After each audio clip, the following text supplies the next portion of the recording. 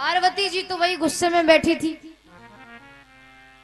भोले बाबा आए तो आकर पास में बैठे, देवी क्या बात है, थोड़ी नाराज लग रही हो, कोई बात हो तो मुझे बताओ। किसी ने तुमसे कुछ कहा हो, किसी गण ने कुछ कह दिया हो, या मायके की याद आ रही हो? क्योंकि पत्नी गुस्से में तभी रहती है जब उसको पीहर जाना हो और पति जाने नहीं दे, तो फिर थोड़ा गुस्से में हर काम करती है। नारद जी कहकर गए। अब बाबा तो समझ गए कि वही गुस्सा है, पर फिर भी अनजान बनकर पूछने लगे क्या बात है। पार्वती जी बोली, आज तक आपने मुझे बताया नहीं कि आपके गले में जो नरमुंडों की माला पड़ी रहती, माला किसकी है, नरमुंड किसके है? हमेशा कहते हो कि मैं बड़ा प्रेम करता हूं, प्रेम क्या खाक प्रेम करते हो आप? 24 घंटे माला धारण करके रखते हो गले में, एक सेकंड के लिए भी उतार कर नहीं रखते। वो माला किसकी है, नरमुंड किसकी, आज तक बताया नहीं, और कहते हो कि प्रेम करते हो। नारद जी कहकर गए,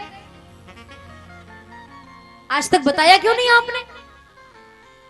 मुझसे बात मत करो, आप बहुत बेईमान आदमी हो, बहुत कपटी हो तुम, मन में कपट रखते हो, मुझसे इतनी बड़ी बात छुपा ली। मैं दूसरों से आपकी तारीफ करती रहती हूँ कि साहब बड़े अच्छे, बहुत प्रेम करते, कुछ छुपाते नहीं, और यहाँ देखो तो इतनी बड़ी बात छुपा ली। बहुत गुस्सा करने लगी, बताओ किसके नरमुंड है ये? शिवजी कहने लगे कि बस इतनी सी बात, यही जानना है ना कि जो नरमुंड मेरे गले में है वो किसके हैं? पार्वती जी बोली, हाँ बताओ किसके नरमुंड है ये?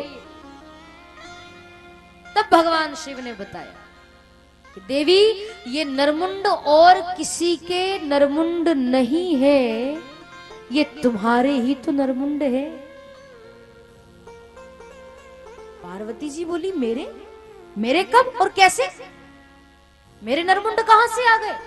तब भगवान शिव ने बताया कि देवी तुम्हारा कोई एक जन्म थोड़ी हुआ, तुम्हारे तो बहुत सारे जन्म हुए हैं, और जब जब भी तुमने जन्म लिया, तुम्हारा अवतार हुआ, और जब जब तुमने अपने प्राण त्यागे, तब तब मैंने तुम्हारे नरमुंड अपने हृदय से लगा कर रखे हैं, ये तुम्हारे ही तो है। कभी सती बनकर के आई, तो कभी पार्वती बनकर आई, तो कभी क्या बनकर आई, कोई एक जन्म थोड़ी हुआ है। सती माता ने पिता के घर यज्ञ में जल करके प्राण त्याग दिए थे, दक्ष पिता था, तब भी सती जी के शरीर से प्राण निकल गए, पर शरीर तो वहीं पड़ा था। तो ये ऐसे ही तो मैंने मुंडों को धारण किया, तो तुम्हारे ही तो है। जितनी बार तुमने जन्म लिया, जितनी बार अपने प्राण त्यागे, उतनी बार मैंने तुम्हारे नरमुंड अपने हृदय से लगा कर रखे हैं, क्योंकि मैं प्रेम ही इतना ज्यादा करता हूं। आपस में हम दोनों के प्रेम ही इतना है कि ना तो तुम मेरे बिना रह सकती हो, ना तुम्हारे बिना। तो ये नरमुंड मेरे हृदय से लगा कर रखता हूं, तुम्हारे ही है, किसी और की नहीं। पार्वती जी बोली कि बाप रे, इतने सारे नरमुंड मेरे? अच्छा स्वामी, मैं गिनकर देखूं मैं कितनी बार जन्म ले चुकी हूं, कितनी बार मर चुकी हूं? बोले बाबा ने कहा हाँ गिन लो। पार्वती जी ने सारे नरमुंड गिने तो 10, 20, 30, 40, 50, 60, 70, 80, 90, 100 सारे गिने, तो वो तो पूरे 108 नरमुंड थे। कितने थे? 108। पार्वती जी कहने लगी कि बाप रे, मैं 108 बार मर गई हूं। तो शिव जी कहने लगे कि हाँ देवी, तुम 108 बार मर चुकी हो। पार्वती जी कहने लगी कि हाय राम, मैं 108 बार मर गई, और स्वामी आप एक बार भी नहीं मरे। आपने ऐसी कौन सी जड़ी बूटी खा रखी है कि मैं 108 बार मर गई और आप एक बार भी नहीं मरे? बोले बाबा कहने लगे, मैंने कोई बूटी बूटी नहीं खाई, मैं कोई जड़ी बूटी खाकर थोड़ी आया, अमर जड़ी खाकर थोड़ी आया, तो फिर क्या किया आपने? बोले बाबा कहने लगे, मैंने तो अमर कथा का पान किया है, मैंने अमर कथा सुनी है। और पार्वती जी ने बात पकड़ ली कि ये अमर कथा क्या होती, मुझे भी बताओ। तब भगवान शिव ने बताया कि श्रीमद् भागवत कथा ही अमर कथा है, श्री राम कथा ही अमर कथा है। तो मैंने ये अमर कथा सुन रखी है। पार्वती जी ने जिद करी कि मुझे भी अमर कथा सुनाओ। अब देखो, अमर कथा सुनाने जा रहे हैं तो अमर कथा कोई साधारण कथा तो है नहीं। अमर कथा सुनना यानी कथा सुनने के बाद अमर हो जाना, और अमर हो जाना मतलब शरीर अमर नहीं होगा, हमारी आत्मा अमर होगी। शरीर तो जलना ही है, शरीर को तो मरना ही है, वो तो एक ना एक दिन अग्नि में विलीन होगा ही। पर हमारे शरीर में जो आत्मा है, ये आत्मा अगर कथा सुन लेती है तो वो जैसे ही शरीर से निकलती है, प्राण निकलते हैं, तो वो आत्मा सीधे भगवान के धाम जाती है, या उसको भगवान के चरणों में स्थान मिलता है। उसको अमर कथा सुनना कहते हैं या अमर होना कहते हैं। शरीर अमर नहीं होगा, आत्मा अमर होगी।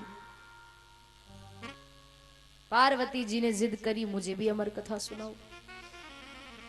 तो पहले तो भोले बाबा ने सब गणों को कैलाश पर्वत से विदा किया, क्योंकि ये अमर कथा है, जो सुनेगा वो अमर हो जाएगा। और सबको अमर थोड़ी करना है, सब अमर हो गए तो क्या मतलब, कोई ना कोई तो मरने वाला भी होना चाहिए।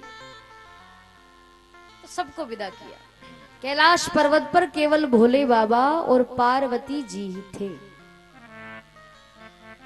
पर हाँ, भोले बाबा जिस स्थान पर बैठते थे, जहां उनका आसन लगा हुआ था, उस आसन के ठीक पीछे वो अंडा भी रखा हुआ था। बाबा ने सबको तो कैलाश पर्वत से विदा कर दिया, पर उस अंडे पर बाबा की नजर नहीं गई, तो वो वहीं पड़ा रहा। भोले बाबा कहने लगे कि देवी, कथा सुनने के और सुनाने के कुछ नियम होते हैं। भागवत जी में तो नियम कुछ ज्यादा ही है। क्या, मैं आपको बताऊं, खास करके आप सब सुनेंगे ध्यान से श्रोता। कथा सुनने के नियम ये है कि कथा आप सुनो तो कथा पंडाल में बैठकर ही कथा सुननी चाहिए। ये बहाना नहीं बनाना कि हमारे घर तक माइक की आवाज आती तो घर में ही बैठ के सुन लो, कि हमारे घर तक आ रही है आवाज तो यही वहां क्या जाना। आपको एक बात बता दूं, जो फल आपको यहाँ पंडाल में बैठकर सुनने से मिलेगा, वो फल आपको घर बैठकर सुनने से नहीं मिलेगा। यहाँ आना जरूरी है। ये इतना बड़ा पंडाल लगाया इसलिए थोड़ी लगाया घर बैठ के सुन लो, यहाँ आओ ही मत। आप नहीं आओगे तो कथा के हम टेंट को सुनाएंगे। आना तो पड़ेगा, आना ही चाहिए।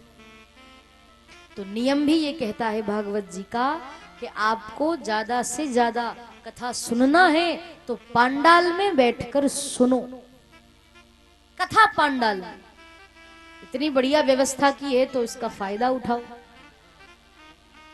और कथा को कभी भी व्यास मंच के, व्यास पीठ के पीछे बैठकर नहीं सुनना चाहिए।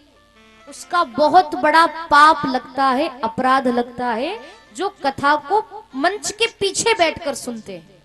सामने बैठो, दाहिनी तरफ बैठो, बाईं तरफ बैठो, बैठो मतलब पंडाल में, पर पीछे बैठकर कथा नहीं सुनना कभी, पाप लगता है। ये कथा का नियम। दूसरी बात, कथा में बैठो तो एक आसन पर बैठना चाहिए, बार बार पैर इधर उधर नहीं करना।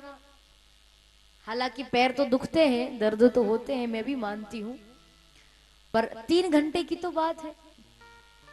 कई लोग चुगलियां करते हैं ना, बुराइयां करते हैं, उनके 2-4 घंटे कब निकल जाते पता नहीं चलता, और उसमें लोगों के पैर मुंह नहीं दुखता।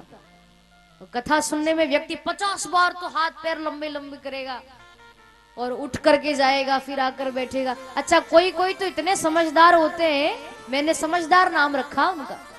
क्यों? क्योंकि वो ऐसे होते हैं कि वो भागवत जी के सामने ही पैर कर देते। लो साहब, आपकी तरफ पैर कर दिया, अब चरण देखो हमारे। गलत है। आप सुनने आए हो कथा तो भागवत जी की तरफ तो पैर मत करो, इधर करो, उधर करो, पीछे करो, आगे नहीं करना। भगवान बैठे। तो हाँ, कथा में बिल्कुल एक आसन पर बैठकर सुने, और कथा में मोबाइल नहीं चलाना चाहिए। ये अपराध है, पाप है। कथा में ये व्हाट्सएप, फेसबुक ये सब नहीं चलाना चाहिए। कथा में कम से कम 3 घंटे तो मोबाइल छोड़ दो। 24 घंटे तो चलाते ही हो, 3 घंटे छोड़ दो, फिर तो चलाना ही है घर जाकर। कथा में इधर उधर की बातें नहीं करना चाहिए। कई भाई लोग बोल देते एक दूसरे से कि भैया तंबाकू अम्बाकू है क्या, तो बीड़ी बीड़ी पीता हो तो एक दूसरे से मांग ले। ये बातें कथा में बिल्कुल नहीं होनी चाहिए।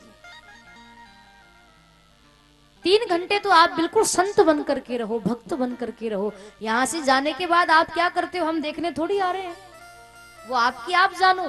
पर जब तक यहाँ बैठे हो तब तक तो बिल्कुल ईमानदारी से अपने कार्य को करो। कोई देखे या ना देखे, कम से कम परमात्मा तो देख रहा है, उसको भी तो जवाब देना है।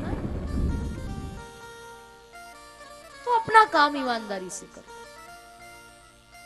कथा में बार बार उठ करके नहीं जाना चाहिए। हाँ, कोई ज्यादा इमरजेंसी हो, बाहर जाना हो तो आप जा सकते हैं, पर बिना किसी काम के उठना, फिर बैठना, फिर आना, इधर उधर जाना, तो उससे क्या सबकी नजर आप पर पड़ती है और कथा डिस्टर्ब होती है।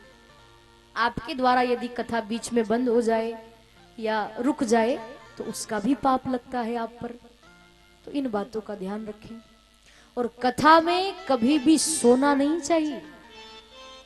सोना तो जीवन भर है, संसार के काम जीवन भर करना है, जीवन भर बातचीत करना है, जीवन भर ही आपको सब कुछ करना है, पर कथा बार बार नहीं मिलती। 7 दिन का समय मिलता है, उसमें से देखो दूसरा दिन तो आज का भी जा रहा है। मात्र 5 दिन और बचे, अगर आज का दिन ना गिना जाए तो 2 दिन तो निकल ही गए, और 5 दिन भी कब निकल जाएंगे पता नहीं चलेगा। उसके बाद आप पछताओ और कहो कि साहब हम तो भूल गए, कथा में गए नहीं, गए थे तो सुनी नहीं। तो फिर पछताने से कोई फायदा नहीं है। जो समय है उसका खूब सदुपयोग करें, समय के हिसाब से चले तो समय भी आपका आदर सम्मान करेगा।